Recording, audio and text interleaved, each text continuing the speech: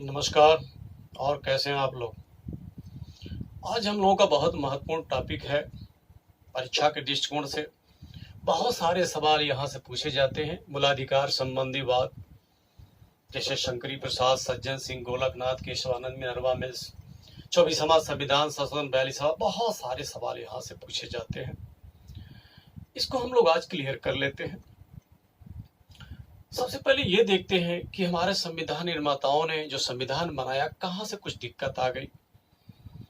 अगर हम fundamental rights की बात करें तो 7 मूलाधिकार बनाए गए थे और उसमें संपत्ति का भी अधिकार मूलाधिकार हुआ करता था। और दूसरी तरफ डीपीएसपी का भी प्रावधान संविधान में उन लोगों ने किया, जिसको राज्य के निःशक्त तत्व बोलते हैं, जो भारत के लिए कल्याण का कार्य करेगा। आप खुद सोचिए, एक तरफ तो संपत्ति का अधिकार मूलाधिकार है, इसका मतलब कुछ लोग ऐसे हैं जिनके पास हजारों हजारों एकड़ जमीनें पड़ी हुई हैं, और बहुत से लोग ऐसे हैं जिनके पास कुछ भी जमीन है ही नहीं। ये कैसा कल्याण, ये कैसा लोकतांत्रिक देश, कैसी आजादी, ये लोग आजाद है? ये बहुत बड़ी समस्या थी। दूसरी बात यह है, अगर हम कहें जिस समय देश आजाद हुआ उस समय बहुत हालत खराब थी देश की। सबसे बड़ी समस्या भोजन की थी। भोजन के लिए कृषि जरूरी है, कृषि के लिए सिंचाई जरूरी है, सिंचाई के लिए ट्यूबवेल जरूरी है, और ट्यूबवेल के लिए पैसा चाहिए, जो पैसा उस वक्त बहुत कम था। तो सबसे बढ़िया साधन नहर हो सकता था। तो नहर कहाँ बनेगी? आकाश में। आकाश में तो बन नहीं सकती, वो जमीन पर बनेगी। जब जमीन पर बनेगी तो लोग बनने नहीं देंगे। क्यों? Property right belongs to fundamental rights. जो संपत्ति का अधिकार है, मूलाधिकार है। मूलाधिकार का मतलब होता है कोई व्यक्ति नहीं छीन सकता, कोई सरकार नहीं छीन सकती, सामान्य विधायिका भी नहीं छीन सकती। ये बहुत बड़ी समस्या होगी। पंडित नेहरू साहब को कल्याण करना था देश के लिए। उन्होंने सोचा कुछ बड़ा कदम उठाना ही होगा। फुल मेजॉरिटी में आए हुए थे, सेंट्रल में भी, स्टेट्स में पूरी मेजॉरिटी थी। तो देखिए वो क्या करते हैं देश के लिए। 1950 में 26 जनवरी 1950 को संविधान लागू होता है, और 1951 में फर्स्ट अमेंडमेंट कराते हैं। और उसमें क्या करते हैं, जो प्रॉपर्टी का एक राइट होता था उसको वो सीमित करवा देते हैं। और क्या कराते हैं, वो जमींदारी उन्मूलन करवा देते हैं। जमींदारी उन्मूलन, और साथ ही 9वीं अनुसूची का समावेश भी कराते हैं। मूल संविधान में केवल 8 ही अनुसूची की व्यवस्था थी। 9वीं अनुसूची जोड़ी गई। ये भी कई बार सवाल पूछे गए हैं, कब जोड़ी गई? फर्स्ट अमेंडमेंट द्वारा जोड़ा गया। और साथ ही ये भी प्रावधान करा दिया कि 9वीं अनुसूची में जो विषय रख दिए जाएंगे वो न्यायपालिका से बाहर हो जाएगा। न्यायपालिका उसका रिव्यू नहीं कर सकती, न्यायपालिका ताक-झाक नहीं कर सकती। देखिए इस प्रकार के जब जो ही प्रावधान करते हैं, जमींदार उन्मूलन करते हैं, तो स्वाभाविक है केस तो होगा ही होगा, वो भी जानते थे। और केस शुरू हुआ। सबसे पहले केस शुरू होता है बिहार से। ये 1952 की घटना है। नाम था शंकरी प्रसाद। शंकरी प्रसाद, इन्होंने भारत सरकार के विरुद्ध केस कर दिया। और साथ ही इनका वकील ने क्या तर्क दिया कि आर्टिकल 30 का क्लास सेकंड, 13 का क्लास सेकंड स्पष्ट रूप से कहता है कि मूलाधिकार को सीमित नहीं किया जा सकता। ये लिखा हुआ है और इसके लिए विधियां लिखी गई हैं 13 के क्लास 3 में। तो सरकार के वकील ने क्या तर्क दिया, भारतीय संविधान में आर्टिकल 368 का भी उल्लेख है, और इसमें क्या है, संविधान संशोधन की बात की गई है। और संविधान में भाग कितने हैं? संविधान में भाग 22 हैं, तो 22 में संशोधन हो सकता है। और भाग 3 जो फंडामेंटल राइट्स है, इसमें भी संशोधन संभव है, क्योंकि भाग 3 कहीं न कहीं 22 के अंतर्गत ही आता है। दूसरी बात, सरकार के वकील ने क्या तर्क दिया, जो कहा गया है 13 के क्लास सेकंड में कि मूलाधिकार को सीमित नहीं किया जा सकता, तो किससे नहीं सीमित किया जा सकता, उसकी परिभाषा लिखी गई है 13 के क्लास 3 में। क्या लिखा गया है? जैसे विधि लिखी गई है, विधि में ऑर्डिनेंस लिखा गया जिसको अध्यादेश बोलते हैं, ऑर्डर लिखा गया जिसको आदेश बोलते हैं, बाय लॉ लिखा गया जिसको उपविधि बोलते हैं, रूल लिखा गया जिसको नियम बोलते हैं, रेगुलेशन लिखा गया जिसको विनियम बोलते हैं, नोटिफिकेशन लिखा गया जिसको अधिसूचना बोलते हैं, कस्टम लिखा जिसको रूढ़ियां बोलते हैं, और यूजेज लिखा गया जिसको प्रथाएं बोलते हैं। कहीं भी कॉन्स्टिट्यूशनल अमेंडमेंट नहीं लिखा गया है।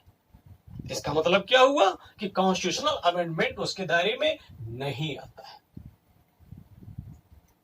और मैं बता दूं, भारतीय संविधान वकीलों का स्वर्ग है, आइवर जेनिंग्स ने कहा था। और साथ ही न्यायपालिका ये भी देखती है कि सरकार की मेजॉरिटी कितनी है, देश के लोगों का मिजाज क्या है। इतना तर्क के बाद सुप्रीम कोर्ट को भी लगा ये तो बात सही है, देश के लिए कल्याण करना है, तो कैसे कल्याण होगा, तो कहीं न कहीं सरकार का उन्होंने फेवर लिया और इस तरीके से सरकार क्या हो जाती है, विजयी हो जाती है और शंकरी प्रसाद का पराजय हो जाता है, ये हार जाते हैं। फिर केस, भारत में केस तो रुकनी नहीं है, अगला मामला आता है 1965 की घटना है और ये मामला आता है राजस्थान से। नाम क्या था, सज्जन सिंह। सज्जन सिंह, और इन्होंने भी मुकदमा दायर कर दिया और सज्जन सिंह के वकील का तर्क वही जो ऊपर तर्क दिया गया।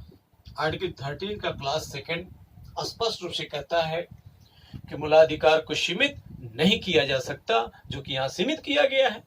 फिर वही सरकार के वकील का तर्क था जैसे ऊपर दिया गया, तो स्वाभाविक है इसमें भी सरकार क्या हो जाती है, विजयी हो जाती है और सज्जन सिंह का पराजय हो जाता है, सज्जन सिंह हार जाते हैं।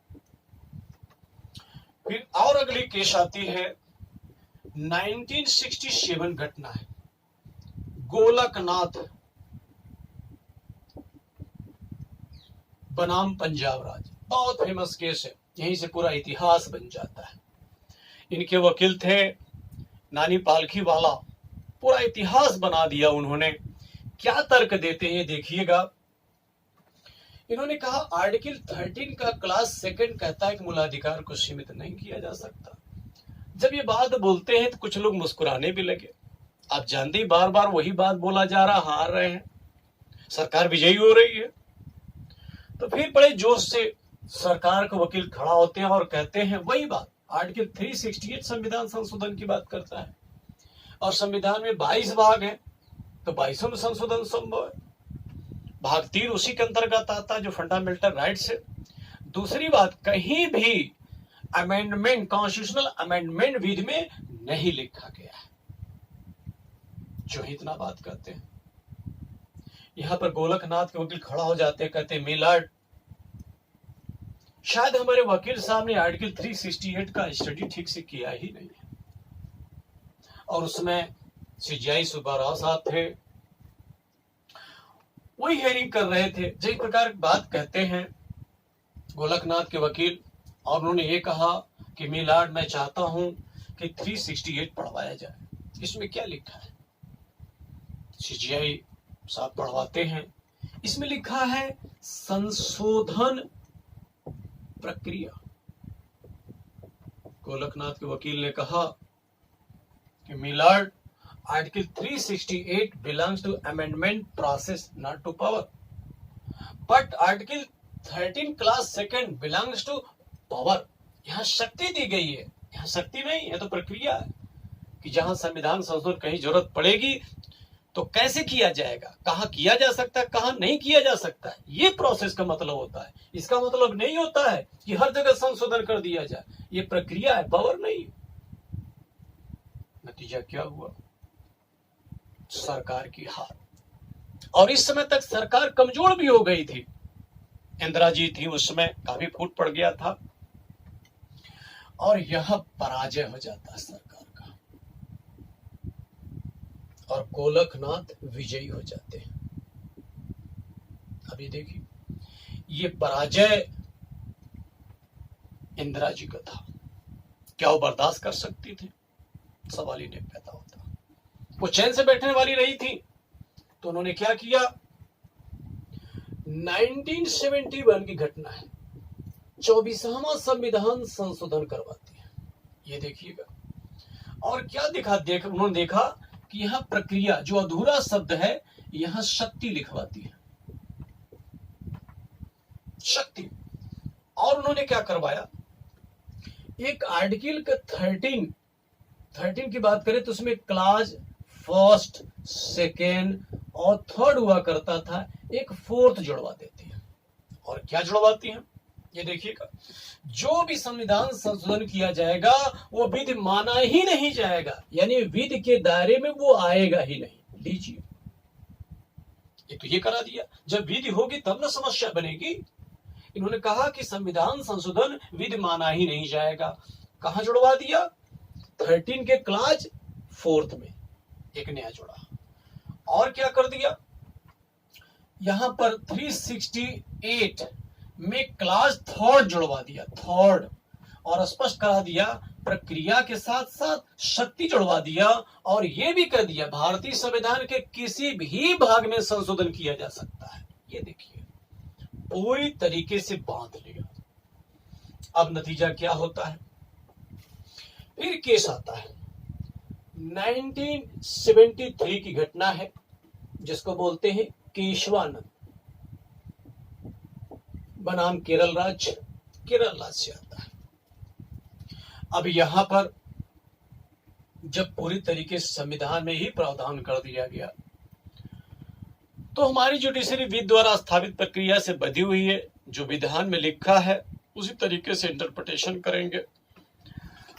और इस समय देखिए, सीजीआई हुआ करते थे एस.एम. सीकरी साहब, वो बड़ा सतर्क हो गए थे। इसलिए कौन बेंच लेकर बैठे थे? 13 जजों के बेंच लेकर बैठे थे, सबसे बड़ी बेंच 13 जजों की। गोलकनाथ में 11 जजों की बेंच थी। ये भी सवाल कई बार पूछे गए। अब यहां पर क्या डिसीजन सुनाते हैं, गौर से देखिएगा। यहां उन्होंने कहा कि भारतीय संविधान के किसी भी भाग में संशोधन किया जा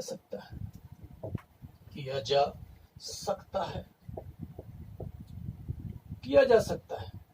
और इस प्रकार जब इतना शब्द आया तो सरकार के लोग मुस्कुराने लगे, थोड़ा सा शोर शराबा भी हुआ। तो सीजीआई साहब कुछ सेकंड के लिए रुक गए। शोर शराबा क्यों हो रहा था? लोग खुश हो गए, जो सरकार चाहती थी वो फैसला आ गया। क्या? देखिए, भारतीय संविधान किसी भाग में संशोधन किया जा सकता है। लेकिन शायद नहीं जानते थे, महाभारत जैसा प्रकरण। जब थोड़ा शोर शांत हुआ, उन्होंने कहा क्या? किंतु मूल ढांचे में नहीं। ये लीजिए, अब एक नया शब्द आ गया, मूल ढांचा। इंदिरा जी को लगा, एक तो सुप्रीम कोर्ट ने कहा कि भारतीय संविधान किसी भाग में संशोधन किया जा सकता है, किंतु मूल ढांचे में, ये मूल ढांचा क्या आ गया? ये बहुत बड़ी समस्या हो गई। तो इंदिरा जी ने कहा, बताते हैं फिर, अब कोड को ही बताते हैं, तब कोड को समझ में आएगा। 1976 की घटना है, 42वां संविधान संशोधन, 42nd अमेंडमेंट। और इस समय तक इंदिरा जी तानाशाह बन चुके थे। 1975 में इमरजेंसी घोषणा की थी। जितने विपक्षी थे बड़ी मार मारवाया था उन्होंने, पिटवा के अंडमान निकोबार भिजवा दिया था। उसके बाद सभी विपक्षी मिलकर के इलेक्शन लड़े थे। 1977 में इंदिरा जी हारी थी। खैर, वो प्रकरण हम लोग कभी देखेंगे। यहां देखिए, इस समय तक तानाशाह हो गई थी और इंदिरा जी सुप्रीम कोर्ट को भी कब्जा करने की कोशिश करेंगे। देखिए कैसे कर रही हैं। 1976 से 42वां संविधान संशोधन करते हैं और उन्होंने क्या प्रावधान किया? आर्टिकल 368 में क्लाज 4th और क्लाज 5th ये जुड़वा देती है। और क्या प्रावधान करती है? क्लाज 4th में ये कहती हैं कि जो भी संशोधन होगा संसद जो भी संशोधन करेगी ये न्यायालय योग्य नहीं होगा, न्यायालय योग्य वो नहीं होगा। ये लीजिए।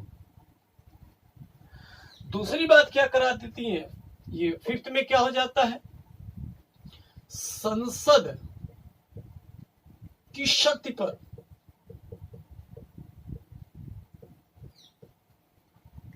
विधायिनी नियंत्रण नहीं लगाया जा सकता है।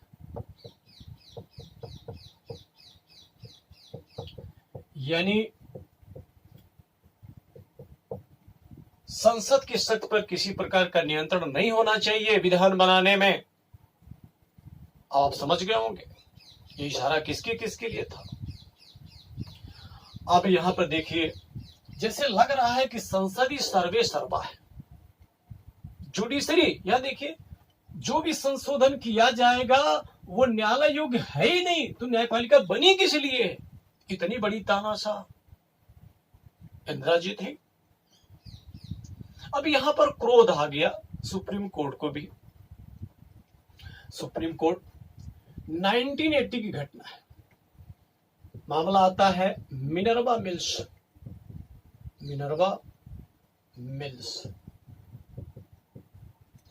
इसमें सुप्रीम कोर्ट ने क्या फैसला दिया कि जो ये 4-5 है जो इंदिरा ने जुड़वाया था, इसको अवैध घोषित करा देती है, ये अवैध घोषित करवा देती है। लीजिए, इसका मतलब संशोधन न्यायालय योग्य नहीं होगा, जो कराई थी अब न्यायालय योग्य होगा। और यहां पर संसद की असीमित जो शक्ति ले रही थी वो भी छीन लिया। और क्या फैसला आया सुप्रीम कोर्ट का, इसमें यह कह दिया गया कि जो जुडिशियल रिव्यू है, न्यायिक पुनरावलोकन, ये क्या है?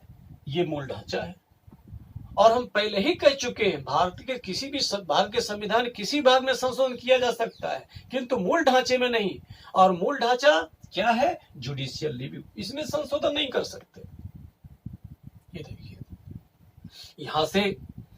यहीं से शक्ति सुप्रीम कोर्ट मजबूत कर लेती है और विधायिका कमजोर हो जाती है। मूल ढांचा में क्या क्या आता है सुप्रीम कोर्ट कहती है समय समय से बताएंगे, हम पूरी लिस्ट नहीं देंगे। जहां पार्लियामेंट अपने आप को सॉवरेन साबित करने की कोशिश कर रही थी, आज सरकार के जो 3 अंग है उसमें सुप्रीम कोर्ट अपने आप को मजबूत कर चुकी है। तो यहां पर देखिएगा सुप्रीम कोर्ट, अच्छा न्यायिक पुनरावलोकन कहते किसको है? विधायिका द्वारा बनाया गया कानून और कार्यपालिका द्वारा किए गए कार्यों का अवलोकन ही न्यायिक पुनरावलोकन कहलाता है। जैसे देखिए, ये लोकसभा, ये राज्यसभा, ये राष्ट्रपति, ये तीनों को मिला देते हैं तो इसको संसद बोलते हैं। और चूंकि ये विधान बनाते हैं इसको विधायिका ही बोलते हैं। और ये मंत्रिपरिषद है और ये कार्य करती है जिसको कार्यपालिका, एग्जीक्यूटिव बोलते हैं। एग्जीक्यूटिव सरकार के 3 अंग होते हैं। ये देखिए, ये न्यायपालिका है, जुडिशरी। तो जुडिशियल रिव्यू क्या होगा? विधायिका द्वारा बनाया गया कानून और कार्यपालिका द्वारा किए गए कार्य का अवलोकन न्यायिक पुनरावलोकन कहलाता है। इसका मतलब किसी भी विधान को और किसी भी कार्य को अवैध घोषित कर सकती है सुप्रीम कोर्ट। ये पावर आ गया। अब सुप्रीम कोर्ट ने जो फैसला दिया अभी तक मूल ढांचे के रूप में, वो क्या क्या दिया, थोड़ा सा उसको देखते हैं। जैसे न्यायिक पुनरावलोकन पहले ही दे दिया। संविधान की सर्वोच्चता, यहां किसकी सर्वोच्चता स्थापित कर रही थी? जैसे लग रहा था इंदिरा जी खुद सर्वोच्च बनना चाहती हैं, संसद खुद सर्वोच्च बनना चाहती है। तो संसद सर्वोच्च नहीं, संविधान सर्वोच्च है। शक्ति पृथक्करण का सिद्धांत, यानी न्यायपालिका की शक्ति को नहीं छीन सकते, ये पृथक्करण का सिद्धांत है। अब प्रस्तावना में जो उद्देश्य घोषित किए गए हैं वो भी क्या है? एक बेसिक स्ट्रक्चर है। जो यहाँ का फेडरल सिस्टम है ये भी बेसिक स्ट्रक्चर है। यहाँ स्वतंत्रता, समानता, बंधुता, एक भाव जो है ये भी बेसिक स्ट्रक्चर में रखा गया। राष्ट्र की एकता का उदाहरण भी रखा गया, समता का सिद्धांत रखा गया, भाग 3 में जो सामाजिक आर्थिक न्याय की बात की गई ये भी रखा गया, लोक कल्याणकारी कंसेप्ट रखा गया है, फंडामेंटल डीपीएसपी की जो संतुलन बनाया गया, जो बैलेंस बनाया गया है ये भी रख दिया है, जो पार्लियामेंट्री सिस्टम यहाँ स्थापित की गई है ये भी रख दिया गया है, और निष्पक्ष निर्वाचन और स्वतंत्र न्यायपालिका ये भी रख दिया गया है, और 368 का दुरुपयोग कर कहीं न किया जा सके। तो 368 में अगर संशोधन करना है तो जो प्रक्रिया दी गई है, 3 प्रकार की प्रक्रिया दी गई है कॉन्स्टिट्यूशनल अमेंडमेंट का, उस प्रक्रिया में ही कहीं न कहीं संशोधन करके छेड़छाड़ न कर दे, उसको बर्बाद न कर दे। इस प्रकार के सब ये मूल ढांचा की सीढ़ी में सुप्रीम कोर्ट ने लिस्ट रख दिया है और समय समय से रखती चली जाएगी। इस प्रकार से कह सकते हैं कि आज की डेट में सरकार की जो 3 अंग है उसमें मजबूत कर चुकी है कोर्ट। एक बात आप लोगों को ध्यान होगा, यहां जो व्यवस्था की थी कि 9वीं अनुसूची में अगर कोई विषय रख दिया जाए तो न्यायपालिका उसमें ताकझाक नहीं कर सकती। तो जब न्यायपालिका सख्त होना शुरू किया तो ये 9वीं अनुसूची में बहुत जल्दी इसमें विषय रखना शुरू कर दिए। खास करके न्यायपालिका कब सख्त हो रही है देखिएगा, यहां से केशवानंद से सख्त हो रही है। अभी एक निर्णय आया था 2007 आईआर कोलियो का मामला था, मद्रास का आईआर कोलियो बना मद्रास राज्य का, और इसमें सुप्रीम कोर्ट ने व्याख्या कर दिया कि 9वीं अनुसूची में जो विषय रखा गया है 1973 के बाद उसका अवलोकन किया जा सकता है, क्यों यही से नीयत सरकार की क्या हुई है, खराब हुई है। तो यहां पर देखिए इस प्रकार की बातें आती हैं और बहुत सारे प्रावधान हैं यहाँ जो हम लोग समझ लेते हैं तो बहुत सहजता से सवाल को हल कर सकते हैं। तो ये देखिए न्यायपालिका अपने आप को मजबूत कर ली है, और हम लोग थोड़ा सा ये अध्ययन कर लें, क्या इसको न्यायिक सक्रियता बोलेंगे कि निरंकुशता बोलेंगे। अभी तो न्यायिक सक्रियता है। न्यायिक सक्रियता क्यों है, क्योंकि जनता के अनुकूल है, और जिस दिन देश की जनता के प्रतिकूल चला जाएगा और उस समय उसको न्यायिक सक्रियता नहीं बल्कि न्यायिक निरंकुशता की श्रेणी में डाल देंगे। लेकिन न्यायपालिका को भी अपनी सीमा पता है कि हमको कहां तक रहना है। ठीक है, धन्यवाद।